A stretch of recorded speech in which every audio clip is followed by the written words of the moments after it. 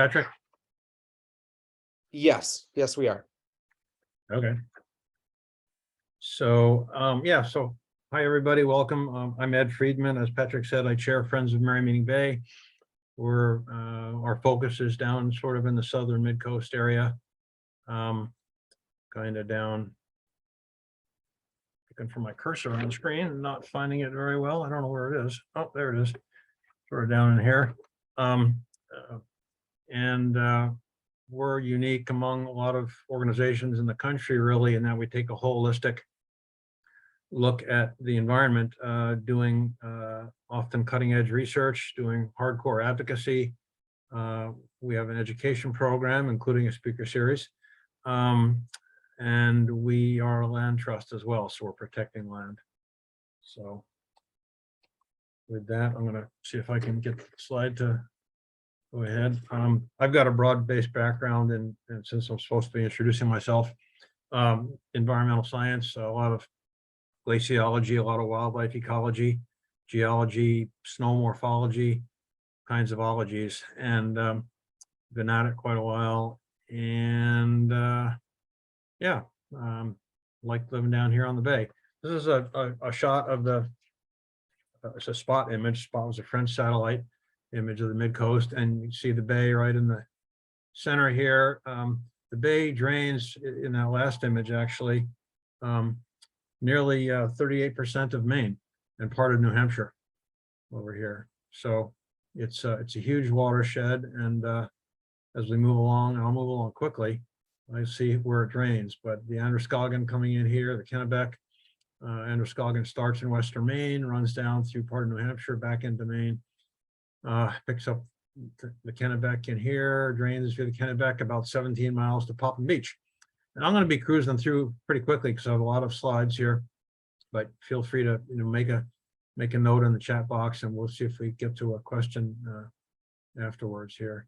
I will say that right here is where the bay drains via about the central part of the bay, the middle bay, drains to the lower bay via the chops. It's like a 200-yard bedrock slot. That's part of what makes this unique in the whole world, really. So moving right along. PFAS, over 4,000 types of varieties of PFAS. Key characteristic is a fluorinated carbon chain in various patterns. They sort of get their reputation for being forever, in that usually a good part of that chain is hydrophobic, doesn't like water.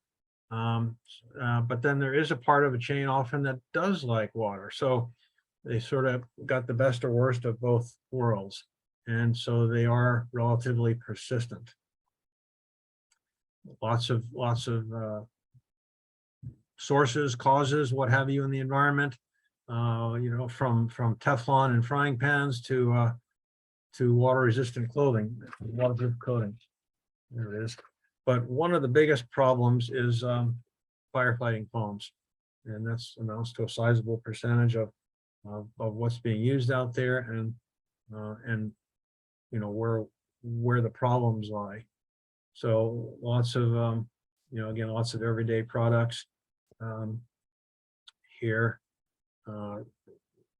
because many of the PFASs resist grease and water, is partly why they become so popular. You'll see a lot of units used if you start looking at PFAS. And this is a nice table. I think it's from the Maine DEP. But we tend to use parts per trillion mostly. When we're talking about tissue, we're generally talking about nanograms per gram or nanograms per kilogram. Some of the common industry sources here, paper mills, wastewater treatment plants, landfills. Marina Scheffler at oh gosh, name just blanked out. Electronic news reporting service in Maine, excellent resource. Just did a great series on PFAS, and one of the articles talked about the landfill situation, and it's interesting that I think it's Casella spending gazillion dollars on pulling leachate out of the landfills, zillions of gallons, and then they take it and they take that leachate over to a relatively local paper plant, paper mill, to run through their wastewater system before discharging into the river. But there is no capacity to treat PFAS. So they're going for all this trouble to remove leachate, much of which is filled with PFAS, take it to the plant where they don't treat for PFAS, run it through the regular process, dump it into the river. Not very good. Great picture here of PFAS-filled firefighting foam. And you can see what that gentleman's exposure is going to be like. And, you know, he'll probably be in for a number of health problems. But typically this stuff used a lot in drills. It gets washed down a drain on the tarmac, or they have a drill, in the case of like Brunswick Naval Air Station, often out on the grass somewhere, and it just gets washed into the water table. And most people don't think of this as a vehicle for PFAS, but a lot of stuff evaporates that it's in, foam, the water, whatever, and the dust is there, and it's dust contaminated PFAS.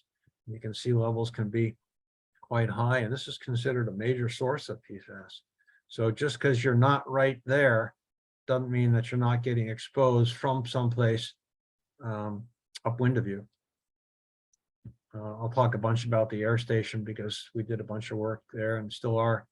So this is the northern edge of the air station, and the Androscoggin up here in the center, and a few, you can see there's a creek that drains out here and bifurcates down to these two sites we named BNAS West, Middle, and then there's this eastern creek that's kind of coming from a more amorphous area here, but these are draining out of Pond 3. There's a known hotspot, and we happen to actually have done some sampling there today, coincidentally. Wells over here, or this way for Brunswick, some of the Brunswick Water District wells, and pumping station over there as well. So some of the effects on health, and the strong lines there, the solid lines are effects with a high degree of certainty. The dashed lines, not so much. I like to call it the everywhere chemical, you know, as opposed to, I'll explain why, maybe not forever, but it's certainly because of its pervasive use, it is everywhere, and it's pretty much everywhere in the body here. And we start from the beginning, like a lot of toxics, you know, the sensitive populations are those who are generally affected the most, and that is, you know, typically pregnant women, older folks, people with compromised immune systems. And, you know, I assume in the case of dioxin and other chemicals like that, you know, babies are basically born with it because of the mother's milk. It's probably similar with PFAS, but they're certainly getting exposed once they do come out. So how did we get our start in this? And we've had many years of experience working with toxins, generally dioxins, PCBs, mercury, pesticides in schools and stuff like that. We've worked with Mouthgut on some of these issues before. But the gentleman on the viewer's right, Pat Elder, directs the Military Toxics Project down in Maryland. Barbara West in the middle is active with the Maine chapter of WILF, Women's International League for Peace and Freedom, and Martha Spees on the left, also active with them and with veterans organizations. And Martha and Barbara are also Friends of Merrymeeting Bay members. And so WILF funded an initial round of testing and enabled Pat to come up to Maine last year to sample down by Bath Iron Works and to try and sample a site on the air station that had been sampled once before. And then they asked me to kind of guide them around, and I didn't really know the air station very well. Suggested a spot on the Kennebec by BIW, which they didn't end up going to, but also suggested, why don't we try the Brunswick wastewater discharge? And so we did that. And at the bottom of the screen, you can see, I think, a BSD. This is the lower Androscoggin River, Carroll Island, and heading north to Merrymeeting Bay. And then one of our hot spots is over on the right. It's not on my screen because I haven't reduced the people. There it is. We'll get to that. So Brunswick manhole cover right by the river. Brunswick happens to be Brunswick Wastewater Treatment Plant, or BSD, Brunswick Sewage District, happens to be one of the only industrial dischargers in Maine that discharges from a straight pipe right into the bank of the river. It makes sampling really, really easy. Generally, dischargers discharge through a pipe, and it runs out into the middle of the river, and then it goes through a diffuser. So it's really hard to sample right at the outlet. You really got to go into the plant to get a good reading. But here you can just dip your container right into the outlet. What we were playing with were these relatively inexpensive CycloPure water test kits. And we'll talk about those a little bit here as we go. But typically water testing for PFAS is really, really expensive, anywhere from $450 to $750. And the DEP will reimburse you partially, I think like around $300 or so, if you find PFAS in your home water or on your farm water. But if you don't, then you're out that money. So with CycloPure for $80, you can test your water. And it makes widespread testing very, very economical. I think the other system that, state is using is really provides quite a disincentive to testing. It's like no one really wants to find out their water's contaminated, especially one thing. And then if you're going to be out $300 to do it, that's, another disincentive for doing it. Whereas, hey, for $80, let's find out. CycloPure is not EPA certified for this process. So their use is really good for screening, but not great for regulatory purposes right now. Their whole system is you're running sample water through this cup, goes down through a little filter that's down at the junction there between the blue and the clear, that is made of a corn-based material, and they call it Dexorb. And that's being used big time for remediation purposes. And they have a lot of contracts with the Department of Defense and others to do that, but they have not certified their kit. So that's as opposed to you getting a sample for any accredited lab and sending the actual water in. And that gets to be very pricey. And if you're doing it for real, they always want you to do a field blank as well to ensure that you are not diluting your water in the process of testing. So you get supplied with some PFAS-free water, you dump it from one container into the other, and you return it as well. And they're always returned like overnight or by courier. So it's super, super expensive. And it's kind of weird because for a forever chemical, is it really that sensitive, or is this kind of a scam, and I think there's maybe a smidge of degradation if you let it, sit out at room temperature for a few days, but it's not as fussy as they make it sound. So we wrote up that initial report. It's on our website, fomb.org. And then we thought in our annual research and advocacy committee meeting, wouldn't it be good to maybe do a broad sampling of the Merrymeeting Bay watershed or the lower watershed, if we can do it relatively inexpensively using the CycloPure? So we had not really validated the kits yet. And so a lot of what I'll be talking about is our journey here to where we are now. And it started with, well, let's do some split samples with the DEP and send, from the same bucket, send water off to an accredited lab and bucket and a sample off to CycloPure and compare the results. The DEP didn't want to play because CycloPure is not accredited. Brunswick Sewage District was happy to do that with us and work with us on it because they could do more frequent low-cost samples and kind of keep an eye on things if it worked out. And so we ended up doing that. And this is a big giant tank with agitators in it. That is where all their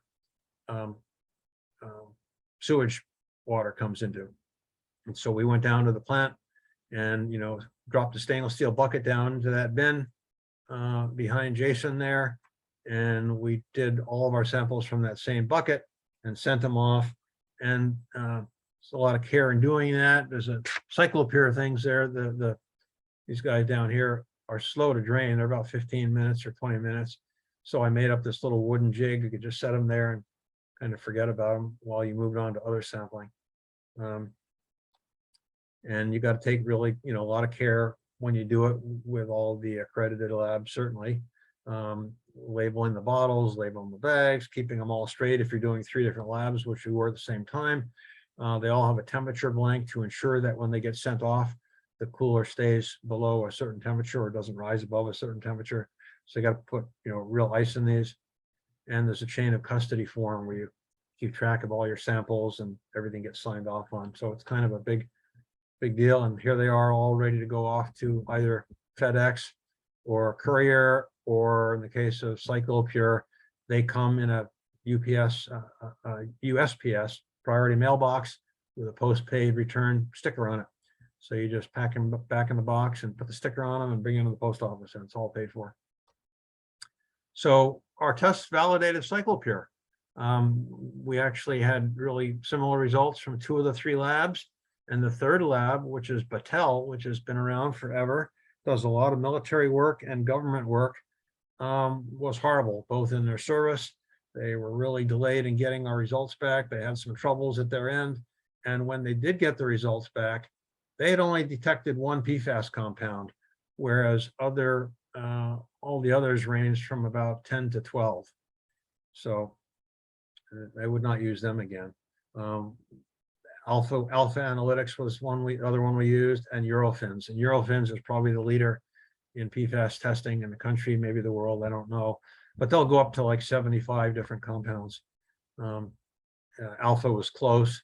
The directions were really good. I wrote this up, wrote up the validation report. It's on the web too. And it's kind of a consumer's report, and there's sort of some subjective stuff in there as well that may be handy for folks to look at if you want to pursue something like this. So we went ahead, this validated, we went ahead with this big project around the lower watershed. We did 30 test sites on the Kennebec. We started up in Augusta. This is Hollowell right now, and it's kind of deep water. And we did end up with a few readings where we didn't detect anything, and they were all in deep water, which is one of the limitations to surface water testing. Basically, I think dilution. The little thing in the middle here is a throw bottle that we've used in water testing for years. A piece of angle iron taped to it and goes out there about 20 feet and sinks right away. This is Gardner site, GRK. Again, basically the same as our similar to our water testing site. This has had some relatively high readings, but we're picking up the Covessy stream here, which comes out of the Covessy watershed, which is a pretty large watershed, sub-watershed of the Kennebec. And actually the only or the biggest watershed in Maine still without river herring access, which we're trying to fix because of a little 12-foot non-hydro dam down at the base. And down the Kennebec into Merrymeeting Bay, and the middle part of the bay, and this is the chops I mentioned before. This is all freshwater tidal at low tide, 38% of the water in Maine going out down the Kennebec. High tide, 17 miles for the Kennebec to come out. All that water still flowing out. So it's really the river water that backs up to make the tide, and it's tidal all the way up to Augusta. And you really don't start to even see any sort of vegetation changes till you're down into the North Bath area. And we went down to the lower end of the lower bay by Thorn Head here, and that was the most southerly of the spots that we looked at. This is a good spot to sample up on the Cadance River, one of the 4 small tributaries, in that it's shallow and it's pretty easy to get to. So in shallow water, you can have a lot higher confidence in what you're getting for a result. You're traveling PFAS vehicle with the drainage jig and the bottle and the throw bottle there. Sampled off a few bridges using the bottle. Typical protocol to, as you drop your bottle, into a place like this, you rinse it 3 times in whatever water you're at, make sure that's what you're getting. Again, some problematic deep water sampling out at the mouth of the Eastern River, another of the tributaries. And this was out in a skiff. And thanks to Dave Minchin for chauffeuring me around to a number of our sites like that. And variables out here and, limitations, wind, depth, upwellings, stuff like that. On the Androscoggin, we started up in Lisbon Falls, the Jeff Scott boat launch, right below the Little River here. And there it is. And that's actually an Atlantic salmon spawning river. And it also is home around the corner up the out of the slide to the Lisbon wastewater treatment plant, which is easily the worst on the lower river. Warumbo Dam is just upstream as well. started there, worked our way down, did a few spots on the way down. This is in the middle, kind of below Pajepscot Dam, one of our water test sites. The big scrap yard just above there. So we thought about different factors as we decided on our sites. Was there something that might be influencing the water quality that we might want to pick up, or could be a PFAS discharger? Down here again to the lower Androscoggin flowing north to the bay.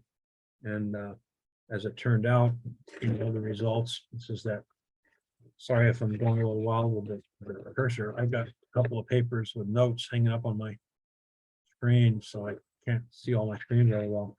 But that's one of the outlets there from Pond 3, which I mentioned before. Outlet stream right there from the airbase. And it turned out that westerly creek mouth was far and away, had higher levels of PFAS than anything else we tested. There's Martha sampling in the fall of last year in that outlet stream. And this happens to be a known site, a marked site. The DEP has sampled here once. The Brunswick Naval Air Station, or not, well, the Navy has sampled here as well. So one of the things that we like to do if you're sampling, if you do it once, it's just a shot in the dark, it's hit or miss. It's, you don't really know what that means. So it's good if you can establish some regular monitoring or some sort of a time series. And here you can just see, the little bit that's been done so far, 2018 with the Navy looking at PFAS, and then the DEP, looking at PFAS and 6:2 FTS. 6:2 FTS kind of largely replaced PFAS and PFOA as the main firefighting PFAS ingredient. And there's not as much known about it. They'll tell you it's better, but as probably most of you know, who really knows until it's too late. So here again, the three creeks up here, west, middle, and easterly. Route 1 and Bath Road. And this is a slide that Pat Elder came up with for a slideshow he did for us. But you can just see, look at the level of 127 parts per trillion for PFAS. The EPA and the DEP recommend for drinking water health advisory of not over 0.02. And there is none for 6:2 FTS. PFOA, which you'll see a bunch of, level for that is 0.004. So, while we got, and the total they like to see is not over 20. We had 922 here at the site. So, 922, Gardner at 56 looks pretty good. But if you look at some of the individual analytes that we know about, PFOA or PFAS, and maybe they're 5 or maybe they're 20, compare that to 0.004 or 0.02. So it doesn't take, relatively low number does not mean there's not a potentially serious issue. Sampling one of the creeks there, another creek, thanks to Chris Gutcher for making his canoe available. We paddled up here. We just came into this site by land today, which was good. This is the site we redid today, on the west side. So here's a typical spreadsheet that Cyclopure will send you with results, highlighting, any place PFAS was found. BSD is Brunswick Sewers District, and then the west, middle, and east creeks. So you can see, with one set of PFAS is 483, and then when you add the rest of these, it's obscured by my little toolbar here, but it's 922, I think it was. And if you look at PFAS 127 basically, PFOA 22, compare that to 0.004.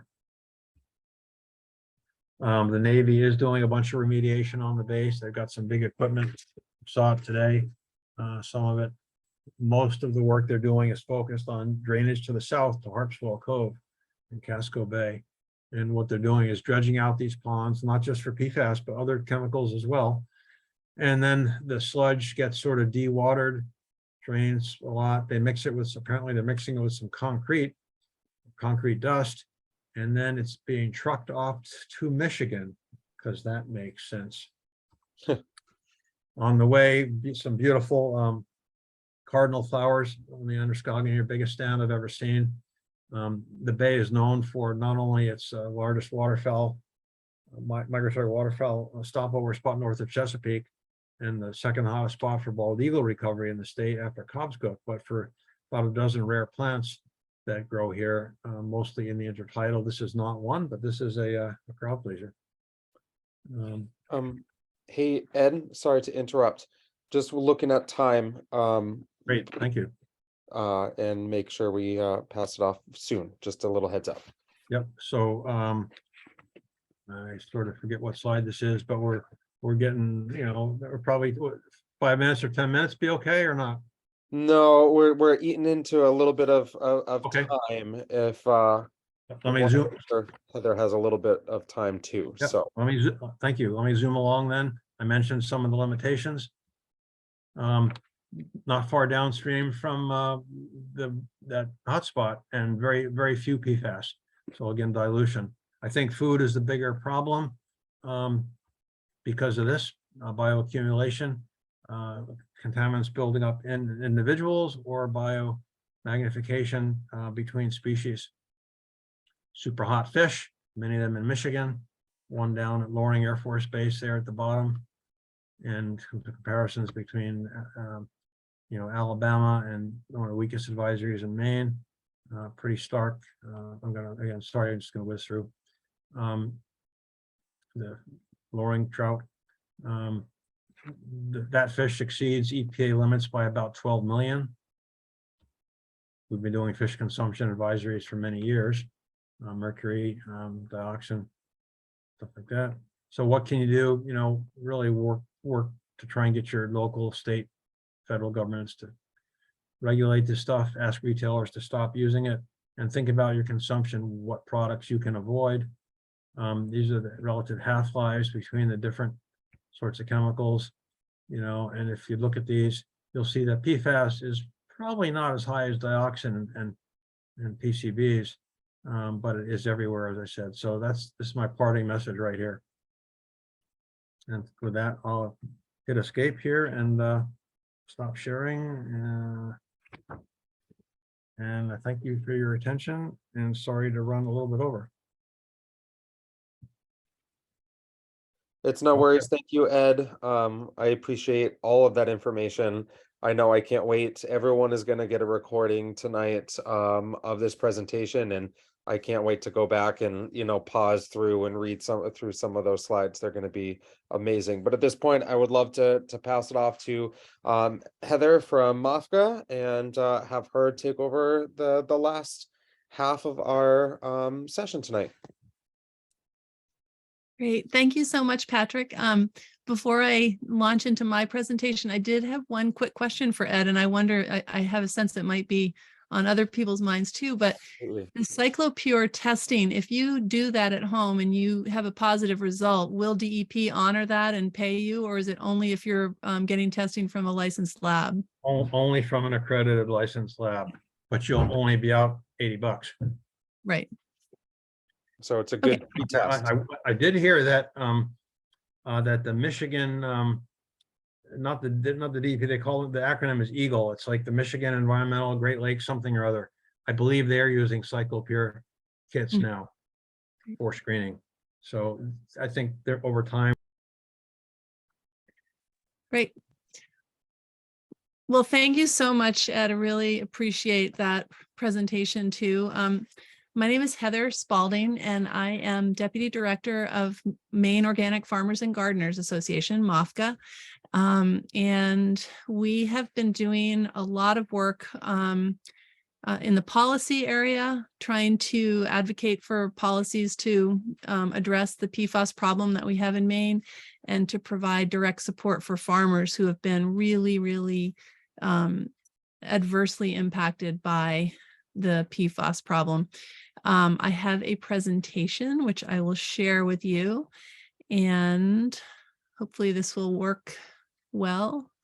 And I'll try to go through pretty quickly too. Let's see here. We want to go slideshow. Okay. Hang on, let me just arrange things here so I can see what I'm doing. So my name is Heather Spalding. I'm Deputy Director of MOFGA. And MOFGA has been working on PFAS for several years now. Okay, hang on a second here. I'm having trouble. Here we go. I just figured out how to advance the slide. We realized that PFAS was a big problem, potentially a great problem that could be affecting farms statewide. The PFAS, I mean, I appreciate all of the slides and images and data that Ed presented before to kind of just explain what PFAS is and the exposure routes. I'll try to add a little bit of context for how it makes its way into the food cycle. And this is a good illustration here where you can see that these PFAS chemicals are made in industry and lots of different industrial processes. And as we heard from Ed, a lot of the effluent is PFAS contaminated and is discharged directly into streams. Sometimes it's sent to wastewater treatment plants and then processed and sent to either to landfills in the form of sludge or to biosolid production facilities and then spread on farmland. And then the PFAS is often taken up in the crops or in the livestock that are grazing on the land where the biosolids have been spread. And then that comes into our homes through food or through drinking water, and also through lots of consumer products that we have that, everything from like, stain resistant and water resistant clothing to carpeting to many, many different products that that surround us. And that's why PFAS is everywhere and we're really trying to deal with it. And the solution is to stop making this stuff and get it out of the system, out of the cycles in the first place. So we, this is again, I think I'll skip through this quickly because we already heard about this from Ed, but just the many, many sources of PFAS. The health effects, I think Ed touched on this a bit, but we realized that exposure to PFAS is increasing cholesterol levels, changing liver enzymes. There's decreases in infant birth weights, decreased efficacy of vaccine response in children, increased risk of high blood pressure or preeclampsia in pregnant women, and increased risk of kidney or testicular cancer. We understand that you can be exposed by drinking the contaminated municipal water or private well water, eating fish caught from water contaminated by PFAS, accidentally swallowing contaminated dust, eating food grown or raised near places with PFAS, and eating food packaged in materials containing PFAS, and then using some consumer products such as stain-resistant carpeting and water-repellent clothing. This is a slide from the Environmental Working Group about PFAS contamination sites all over the world. And this is several months old, and it looks pretty serious when you see all these dots and all the exposures of military bases, polluted water, and polluted farmland. But I know that as bad as this looks, it's not really even telling close to how serious the story is, because when you zoom in on the main part of this interactive map, hardly any of the sites that have been documented as contaminated by DEP are really showing up there. So it is a massive problem, and Maine is really leading the way in trying to address the problem and get information and and provide support to people who've been exposed. So the first big story that broke was the Stone family farm in Arundel, Maine. And this is Fred Stone, who's a multi-generation farm, has a multi-generation farm. And on his farm, there had been, years of spreading biosolids from the Sappy paper plant in Westbrook. And the Kennebunk Water District noticed high levels of PFAS, and they traced it back to the Stone farm. Fred lost everything. He lost his contract with his milk, the milk company. He basically was shut down, and he now has a few animals still on his property that are his more pets than anything, but he can't, he's basically just not able to sell any milk anymore, and he's financially ruined, and he and his wife are concerned that their health is very seriously in danger because of exposure to PFAS. They didn't know, of course, that when they were spreading the sludge on their fields, that PFAS was lurking in the biosolids. So this became a very, very big concern in the legislature, and it really, this and several other incidents of very high level exposure to PFAS prompted a whole bunch of really important legislation. They took action to address the problem of spreading sludge on farmland. They initially were not going to ban it, but they were going to reduce the acceptable levels of PFAS in sludge that could be spread.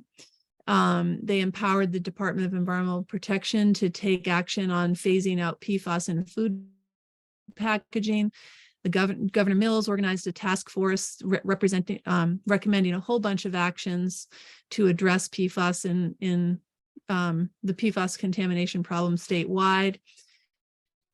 And they called for investigation of sludge spreading sites around the state, and they realized that sludge had been spread on about 700 sites for more than 40 years. And they realized they really needed to investigate the severity of the contamination on these sites and had to complete that investigation by 2025. So those tests are underway now. In 2021, Governor Mills allocated $30 million for PFAS investigation and cleanup. And then the legislature passed a law requiring the phase out of all non-essential uses of PFAS by 2030.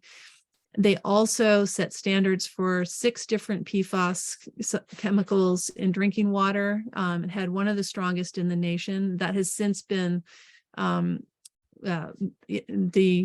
Environmental Protection Agency has since recommended that there really is no safe level of exposure in drinking water, but that hasn't been adopted officially in law yet. In 2021, we also worked on a bill to ban the aerial spraying of PFAS pesticides, and that was actually turned into a resolve to kind of get a sense of where the exposure from PFAS in pesticides was coming from. And then they extended the statute of limitation on PFAS harm so that it would be not from the date of application, but from the date of discovery of PFAS in an area. And then also they passed a bill to do some alternative cropping research for remediation of PFAS contamination. This is a map, an interactive map that you can see on the Department of Environmental Protection's website, and it shows where sewage and septage had been stored and spread statewide. And this is what they use to kind of do to start their research. Now they're continually updating it and doing more testing. So when you zoom in on this map now, you can go to the DEP's website. You can find detailed polygons on specific fields that have tested very high for PFAS. And so of those 700 sites that they were worried about, they grouped them into 3 tiers, and there were 30 communities in tier 1, and the DEP is prioritizing testing on those fields. This is a picture of 2 MOFGA certified farmers, Johanna Davis and Adam Nordell, who had Songbird Farm in Unity. And they were another, like, really, it was a very heartbreaking story where these are young farmers. They were excited. They took care of their land for years, and they were building up this very successful business, organic farming business. They had a little boy. And then they found that somebody tipped them off to say, you know, have you had your fields tested? We know that sludge had been spread on your fields, you know, many years ago. And they said, okay, well, we better go test. And it was really, they got really bad news. They had very high levels of PFAS in their soil, in their crops, in their water, and in their bodies. And they basically had to stop. They had to shut down, and they have since left that farm. Wow. This is a graph that shows the levels of PFAS contamination in different cohorts, and the 3M and DuPont workers are at the top of this list. So these are workers in the factories where they make PFAS. Adam and Johanna had blood levels of PFOA higher than these 3M and DuPont workers, much higher. And this is just another graph that shows blood levels of the most common PFAS in people in the United States from 2000 to 2014. So it shows that certain kinds of PFAS chemicals are on the decline in exposure, but there are many, many PFAS chemicals that haven't been tested for as far as the body burden goes. Just quickly, this graph shows the way that PFAS is taken up in plants. So this is you know, an example of PFAS. Depending on the plants, PFAS is more likely to show up in the leaves of various crops than in the fruit or the seed. And so there's a lot of research that needs to be done, that is being done. Much more needs to be done so that farmers can understand, like, what levels of exposure are safe to consume in plants, and then what parts of plants are more likely to have a higher concentration of PFAS. Just some ongoing research. There is some research showing that PFAS is not forever in livestock. So we know that there were a couple of other dairy farms in addition to the Stone farm where very high levels of PFAS were detected in milk. And one of the farms in particular was able to move the cows off of the feed the fields where PFAS had been detected to different grazing area, and also provide them hay that they knew had not been contaminated by PFAS. And the levels of PFAS in the livestock and the milk went down very quickly, which is encouraging, that there are some ways. So for some of the farmers who were facing like ruin, they were able to pivot, and by a combination of practices, land on their feet. But generally, I mean, it is really, really scary. There's a lot of uncertainty for families. There's physical and mental health challenges that they're facing. A lot of farmers have lost sales. They've got debt obligations that they can't meet. In some cases, they're losing the value of their land because it is permanently contaminated. It's a really, really awful situation. And, you know, I work for MOFGA. We have certified organic farms. We know that they're not immune to this problem, even though spreading sludge is not allowed on organic farms. Many of the organic farmers are dealing with this as a legacy challenge, because, you know, could have been 30 or more years ago where these biosolids were spread on the farmland, and the newer farmers who came along and bought it maybe 2 or 3 owners later had no idea that this was that this had been done, and now they're dealing with the legacy of it. So we have been working really hard to provide technical assistance and support for farmers. And one of the big things that we were able to do in collaboration with Maine Farmland Trust was to develop the PFAS Emergency Fund. And we worked with the Lost Kitchen, which is an absolutely world-renowned, wonderful restaurant in Friedman, Maine. And we raised almost $1 million to help provide some initial support for various farms to help them pay for PFAS testing initially, to provide wellness support, mental health services for farmers, short-term income replacement for farms that had to pull their crops off the shelves or their products off the market, and then to invest in infrastructure to help clean up PFAS, so water filters and other kind of infrastructure. And so we're continuing to provide that direct technical support and financial relief. And we're doing a lot of work with the Department of Agriculture, Department of Environmental Protection, the university, and we're also doing a lot of work at the federal level to help to provide, information about how we've navigated this problem in Maine to other states. This past year in the legislature, we had a lot of successes. LD 1911 prohibits all land application of sludge and sludge-derived compost, so it's no longer legal to spread biosolids on farmland. The state allocated $60 million to support farmers and to do more research. There's a study going on to come up with a plan to treat landfill leachate. And then we also passed a bill, first in the nation, to phase out almost 1,600 Maine registered pesticide products containing PFAS. So there was a lot of success. And there's still a lot more to be done. We feel like there are some solutions. We've been hearing there's been research on the potential to destroy PFAS, these forever chemicals that have a very strong bond. There's some research showing how these can be broken down. The challenge is it's not really a proven strategy. And what do you do with whatever the new material is that is broken down from the PFAS bond?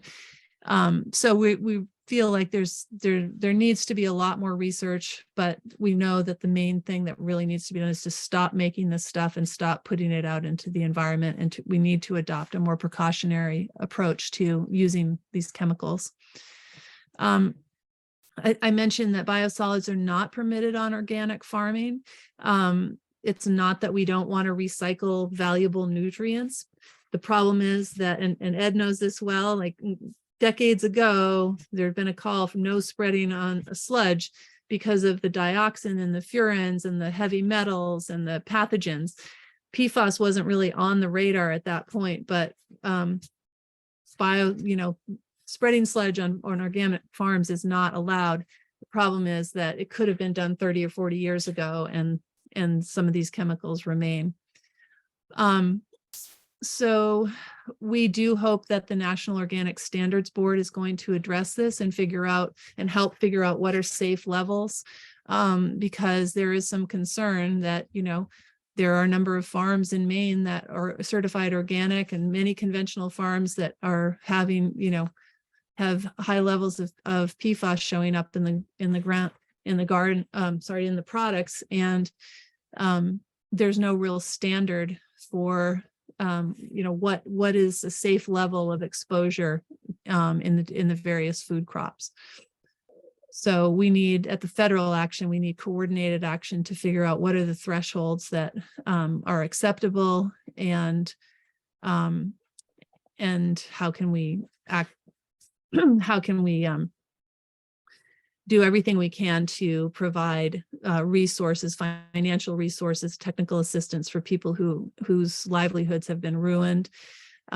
We need to declare that these chemicals are hazardous so that they would be eligible for Superfund cleanup resources. We want USDA to do more to provide a safety net for farmers. We're very excited that our entire congressional delegation, all 4 members of our congressional delegation have co-sponsored legislation to provide emergency relief for farmers across the country affected by PFAS. And this is really exciting. They're trying to get co-sponsors in other states, but Maine is really at the forefront of the issue right now, as far as farmland contamination goes. And so there isn't as much awareness of how serious this is, even though other states, as you saw on that map, this is an everywhere problem. It's just Maine is way out ahead of this, trying to address it, and just going to take a little while for the other states to catch up. Yeah, but we definitely need to ban PFAS in food packaging and consumer products at the federal level. One more thing I just wanted to mention, I'll stop sharing my screen here, but if I have time, actually we're at 8. Can I mention one more thing? Or Yeah, go right ahead. yeah, sorry, I wasn't looking at the time. There is a challenge that farmers and small food producers in Maine are facing right now, because the Department of Environmental Protection is doing rulemaking around the bill that is going to phase out PFAS products by the year 2030. And so in 2023, in January of 2023, manufacturers and vendors of products with PFAS intentionally added are supposed to report that to the state, to the DEP. And there's a carve out for like farmers and small businesses, anyone with, a less than $1 billion in sales, which is most farms in Maine, would not have to report that. And that was established in legislation from 2019. But the DEP hasn't done any rulemaking on that yet. And so they're trying to include, sweep up everybody, including all the farmers and the small food producers, requiring them to report whether their little pancake mix bag or something like that, if that has any kind of PFAS in it, in the label, in the seal, and in the liner, whatever, then they would have to figure out if there's any PFAS content, report that to the state, and then pay $250 for every item that contains PFAS. And that is really, really confusing. It's not what the intent of the law was originally. We really want the industries that are making these products and the big corporations that are responsible for making these products and really have the ability to change the whole landscape, to transform the whole food packaging system. They're the ones that need to be held accountable. And so we're right now we're really advocating for DEP to kind of honor the law that is existing, and not pester these small farmers and small producers that probably have no way of even telling what kind of materials are in their food packaging. So anyway, there's a lot more work to be done, and I really appreciate the opportunity to share this with you. And if you have more questions about what's going on with PFAS and farmland in Maine, you can go to MOFGA, our website. We've got a lot of information for farmers and gardeners and consumers. Well, that's wonderful. Well, thank you, everyone. Thank you, Heather, for that wonderful presentation. Thank you, Ed. This was a wonderful wrap up to our kind of watershed series. We had Ed talking about, some water sources and some things. And Heather, you brought up our issues that our farmers face in Maine, and some heart-wrenching stories that I've, heard on NPR for, a long time. And it's it's an interesting how we can still find something, you know, in this tragedy of connecting us together. You know, Herringut has a new program that we're launching called Fresh to Salt Flowing Together. And it's all about, you know, educating teachers and students about how watersheds and everything within a watershed, not just the water, but the land and everything else, the chemicals, all the things and all the components together really flow and work together. You know, one has an impact on the other. So I appreciate Ed and Heather both for spending some time with us. I appreciate everyone else for spending their evening with us, and for anyone else in the future who watches this recording. We are very happy for you to take time to listen to us. I put some links. We've thrown some links into the chat if anyone is out there that wants to look at some of those things. And I did want to mention before we all go, a couple of fun things that Herringut are doing in the rest of this year, since we're getting close. We have a couple of really fun things. Aquatots, our preschool age program, is happening on December 15th and 17th. We're participating in the Light Up St. George holiday light extravaganza that's happening, and we have a really fun, exciting stargazing and beach bonfire s'more making on December 16th in Drifton Beach at low tide down in Port Clyde. So we'd love to have people come out, spend a little bit of a chilly evening with us, looking up at the stars that are coming out for our winter sky, which is really exciting. We also have coming up January, February, and March an in-person cabin fever series where we're going to be bringing in some experts on fun things in the mid-coast area, potentially some kelp things, and you know, talking about aquaculture and other fun things. So keep an eye out for that. And our next Learn, Discover, Grow series will also be in the second or the third week of or the second week of January. So keep an eye out for all of those things.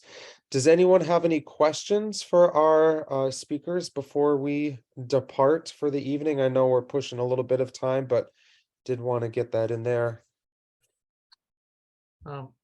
I just want to thank Heather out loud, Patrick, and thank you again for hosting us.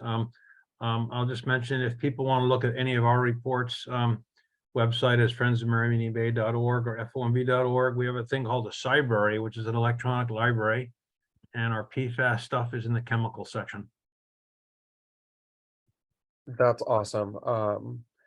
I'm gonna throw that into our chat as well, link to your website so people can easily see that. Give me 1 second, and it is done for anyone who is interested. Any other thoughts, comments, questions by our wonderful people who stayed on tonight? Well, wonderful. Thank you so much for everyone for joining us, and Heather and Ed, again, thank you so much for being here.